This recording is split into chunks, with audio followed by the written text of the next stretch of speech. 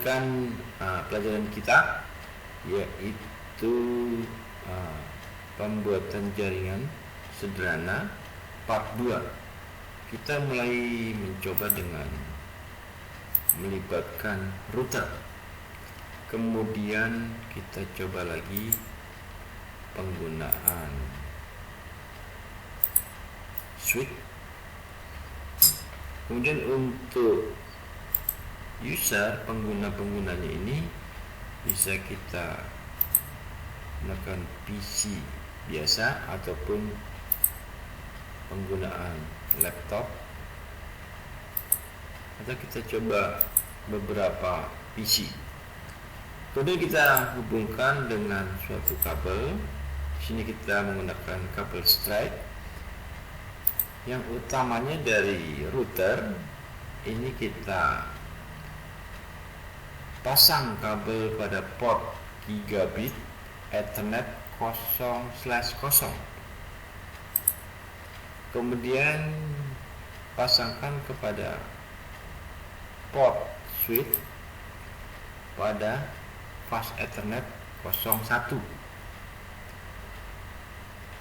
Dari sini kita sambungkan kembali port dari switch fast Ethernet 02 menuju PC 2. Kemudian kita tambahkan fast Ethernet 03 menuju laptop 1. Kemudian kita tambahkan fast Ethernet 04 menuju PC 3. Nah, di sini sambil menunggu proses, sifat daripada Cisco paket tracer ini, dia akan mengeksekusi secara real time apakah sebuah device itu bertemu dengan device yang lainnya, dapat terkoneksi atau tidak. Nah, ini terlihat hijau, sudah hijau berarti di sini dapat terkoneksi. Jalurnya sudah dapat ditemukan, padahal kita belum mengatur IP address di antara device-device ini. Kemudian yang tidak kalah penting adalah kita melakukan konfigurasi terlebih dahulu terhadap router.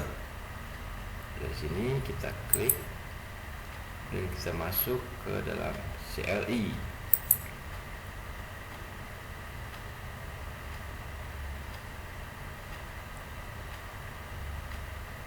Dari CLI ini kita bisa melihat kondisi seperti ini. Kita bisa memilih dengan perintah no. Enter lagi. Kemudian apabila mendapatkan kursor semacam ini, berarti posisi ada di user mode. Nah, dari model kursor lebih besar ini, kita harus masuk ke privilege mode dengan perintah enable. Nah, di sini masuk ke privilege mode, yaitu pagar. Apabila kita ingin kembali ke user mode, kita bisa mengetikkan disable. Tetapi kita lanjutkan saja ke global mode, yaitu dengan perintah konfigurasi terminal. Nah, di sini konfigurasi terminal saya tulis dengan sederhana, jadi bisa dimengerti karena sistem Cisco ini sudah begitu maju. Kemudian lalu kita lanjutkan dengan berikan perintah interface gigabit Ethernet 00. Jadi posisi di sini adalah 0/0 port yang digunakan. Kemudian kita tambahkan pengisian IP address yang digunakan oleh router, yaitu 192.168.10.1 dengan subnetnya 255.255.255.0. Ini berada pada kelas C. Jadi kita coba lanjutkan. Nah, dari perintah konfigurasi sederhana ini kita sudah mengaktifasi port yang digunakan oleh router di dalam jaringan. Maka dari sini kita berikan perintah no shutdown. Nah, setelah ini maka konfigurasi sudah terlihat berubah. Lampunya sudah hijau, yang tadinya merah, artinya konfigurasi sudah aktif. Maka kita bisa keluar dulu dari sini. Kita bisa melihat bahwa semua lampu sudah hijau. Sekarang yang paling utama adalah kita menentukan IP address dari tiap-tiap PC yang terhubung terhadap jaringan ini. Oke, kita mulai dengan laptop. Kita berikan IP address-nya. Masuk ke desktop dulu, baru klik static, kemudian kita tulis di sini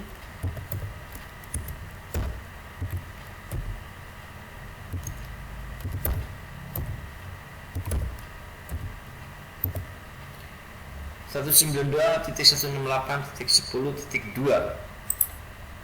Nah, ini masuk kelompok kelas C juga, dimana ini adalah bagian dari default gateway-nya adalah router tadi, IP router yaitu 192.168.10.1. Ini perlu juga kita berikan agar terlihat bahwa PC ini adalah bagian dari anggota kelompok jaringan router ini. Kemudian kita coba PC yang lain.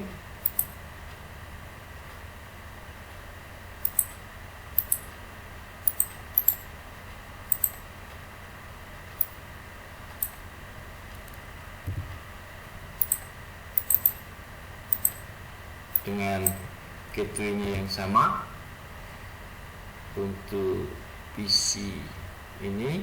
Kemudian PC ketiga, kita masuk kembali ke desktop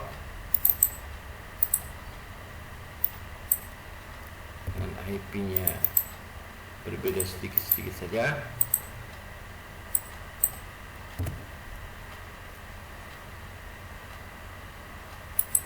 Maka semua sudah kita berikan IP. Kemudian kita tengok sedikit untuk router yang tadi sudah kita konfigurasi.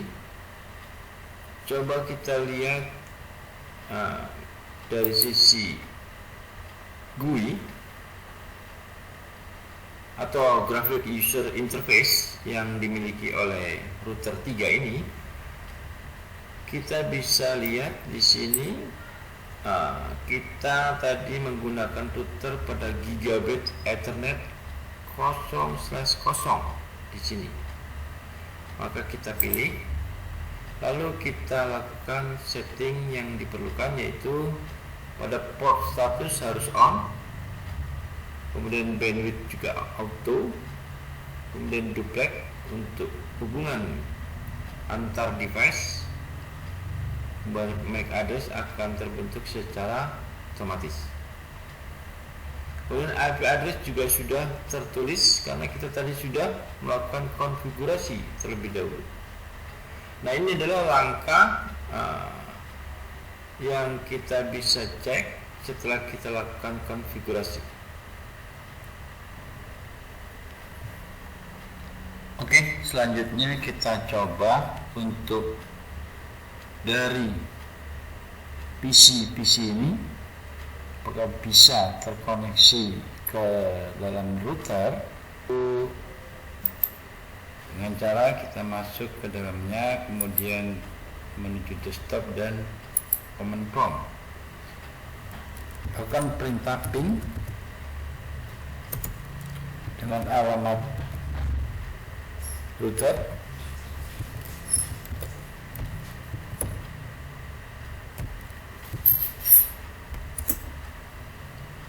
Langsung terkoneksi, dapat sambutan dari router. Kemudian kita bisa menyimpulkan beberapa PC berikutnya. Cara kerjanya sama, yaitu menuju router. Untuk dapat terkoneksi, kita tinggal melakukan proses ping saja, disesuaikan dengan IP router. Untuk mencoba jaringan yang lebih besar, kita coba menambahkan dengan router lagi. Jadi ini seperti sebuah perusahaan yang memiliki cabang kedua.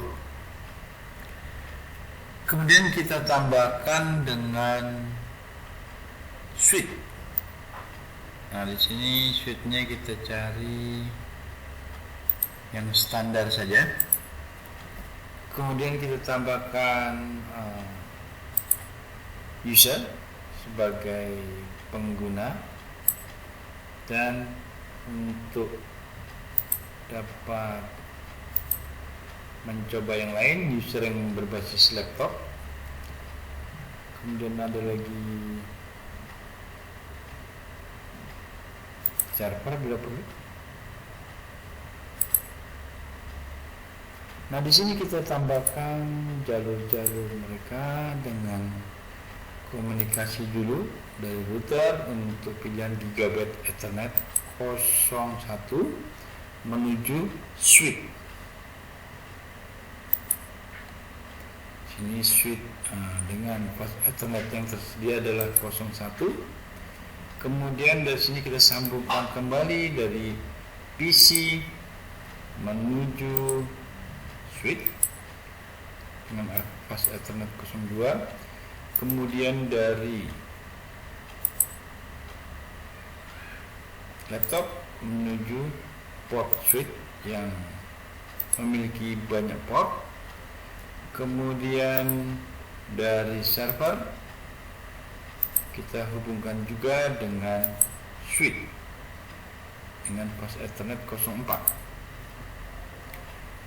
Kemudian dari kelompok baru ini kita ingin melakukan koneksi dengan kelompok yang lama, yaitu tinggal kita sambungkan saja dari switch fast Ethernet 05 menuju switch berikutnya dengan port yang tersisa. Dari sini kita tentu saja harus menamakan atau memberikan penamaan terlebih dahulu dan memberikan target IP yang dimiliki oleh setiap objek. Di sini router kita lihat pada posisi awal pada port yang digunakan tadi adalah gigabit 01 di sini ya. Jadi kita klik untuk setting melalui grafik interface yang dimiliki oleh router 5 atau GUI. Maka kita langsung saja klik port yang dimiliki, lalu kita klik on.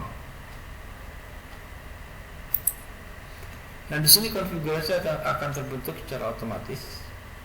Kemudian kita tambahkan IP baru 192.168.1.1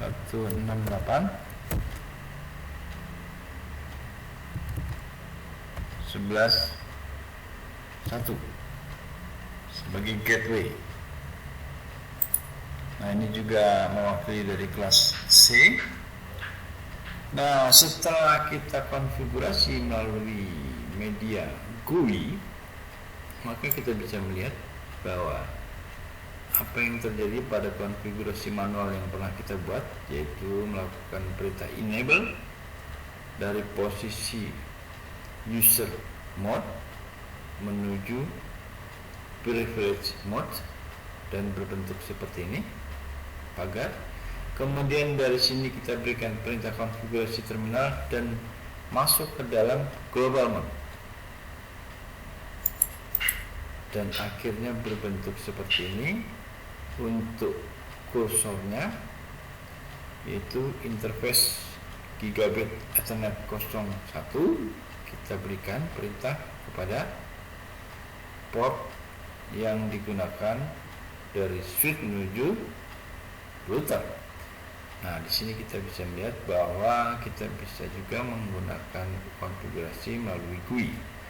Oke, dari sini langsung saja kita memberikan IP kepada beberapa PC ataupun server.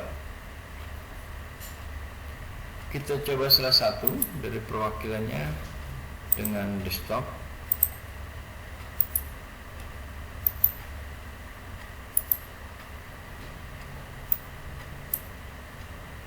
Terus 19.168.11.2 dengan gateway-nya adalah 11.1. Kemudian kita coba lagi untuk PC 5.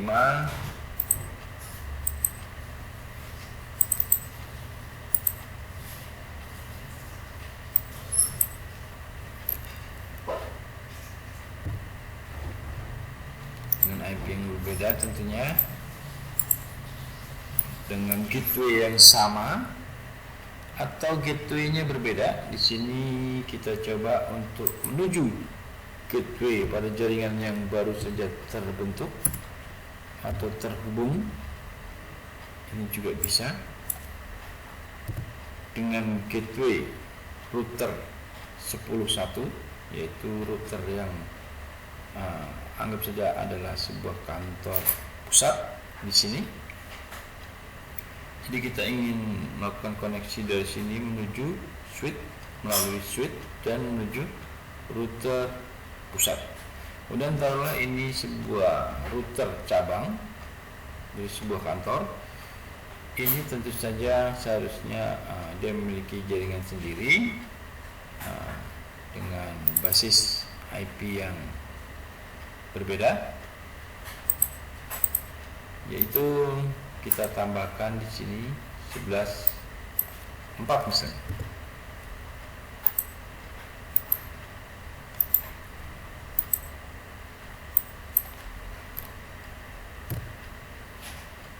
Ya, mengacu pada router baru. Jadi yang dua ini adalah anggota daripada router kantor cabang, nggak bisa jadi kantor cabang. Kemudian untuk kantor pusat ini memiliki anggota yang saya tunjuk ini, dan ada satu mencoba koneksi ke kantor pusat langsung. Coba kita coba dulu apakah dia sudah bisa melakukan koneksi. Kita coba IP-nya 192.168.10. Misalnya dia memiliki IP 10.6 dengan maksud dia ingin menuju pada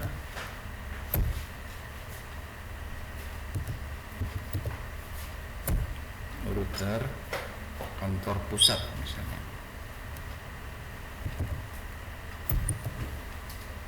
Seperti ini. Nah, dari sini kita coba lihat, sini hubungan jalur sudah terbentuk.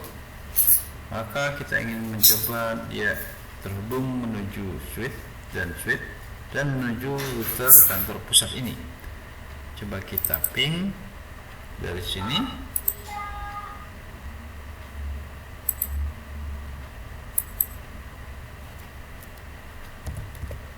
Ping 192.168.10.1.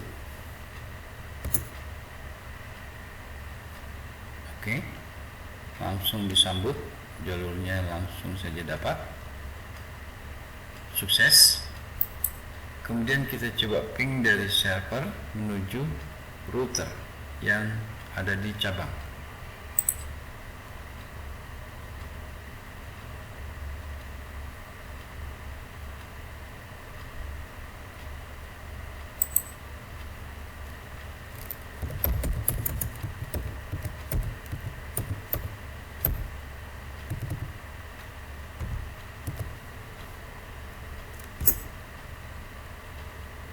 Lihat sukses, diterima langsung dengan IP yang sedikit berbeda, dengan gateway yang dimiliki juga berbeda oleh router cabang.